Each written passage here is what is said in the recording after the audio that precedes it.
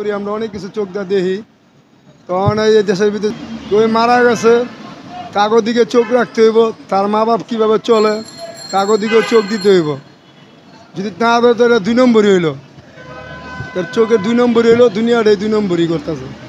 যে সবাই যদি আগে আসেন যে তারা কীভাবে আছে, কীভাবে চলতে আছে, খাইতে আছে, দেখেন তো এটি মানুষের ভালো মনে করবো।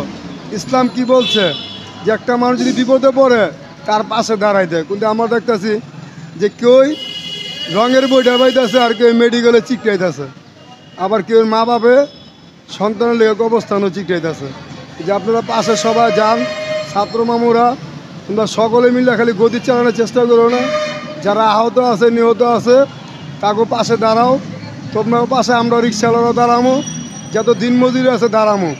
আর তোমরা এমন কোনো কাজ করো না যে সমাজের বাইরে যাও না, বাইরে গেলে ইসলামের বাইরে যাবা তাহলে তোমরাও পচে যাবা গা।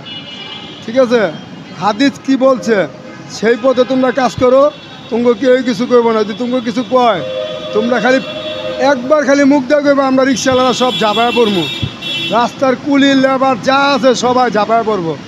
তোমরা ভালো কাজ করো, ভালোভাবে দেশটা পরিচালনা করো। আর যত সন্ত্রাসরা লগি বোটাটা মানুষ মারছে 2 সালের থেকে, তা করাই না ফাঁসির কার্যালয়ে ধরে লিও। উকিলেরা তা বিশ্বাস করবা না, এই দেশের উকিলেরা, এই উকিলেরা এই দেশটার ভিতরে ওরা মামলা হাজাতে পারে, মামলার বাইকরণের মতন পথ ওরা রাখছে।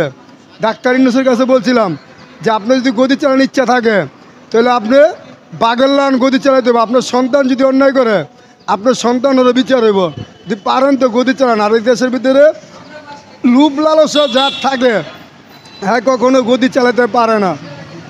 ওইসব বাদ দিতে হইব। সততা ইমান নষ্ট হয়ে জায়গা, 5 তলা বাড়ি করতে যাবেন, ক্ষমতার জোরে মানুষ মারবেন, তাহলে আপনার ভুল হইব, তা অনেক ভুল হইব।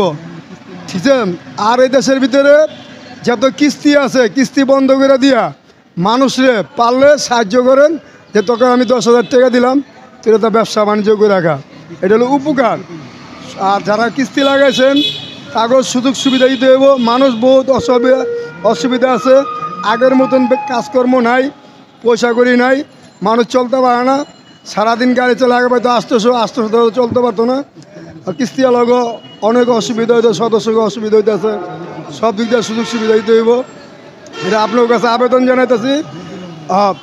আর কোনো জোর জুলুম করে অত্যাচার কেউ রূপে করবেন না, যদি করেন সবাই আগে তো থাকবো, আপনার কিস্তি বন্ধ হইব।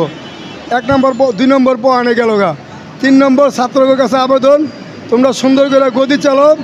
এই দেশে কোনো উকিলের কথা বিশ্বাস করবা না, উকিলের একটা ব্যবসা, তোর কাঁচা তরকারির ব্যবসা।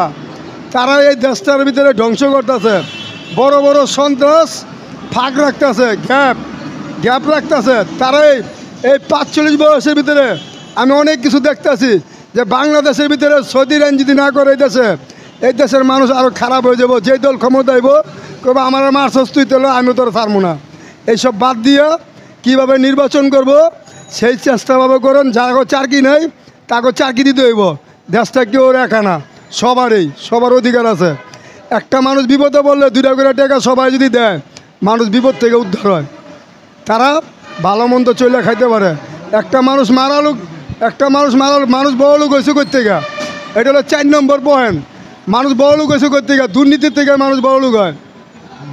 1 সালের থেকে মানুষের 5 তলা বিল্ডিং আসলো না, 1 সালের থেকে 5 তলা বিল্ডিং আসলো না। মানুষ ধন সম্পদ করতে গা, একটা বিল্ডিং বানায় টাকা পয়সা ইটা সিমেন্ট করতে পায়। আপনি যদি চেষ্টা করেন সিভিল বেসে, দেখবেন বহুত আসামি কেরানীগঞ্জ জায়গা দিতে পারবেন না। তারতে ভালো সৌদি আইন করেন, নগদের বিচার নগদ হইব।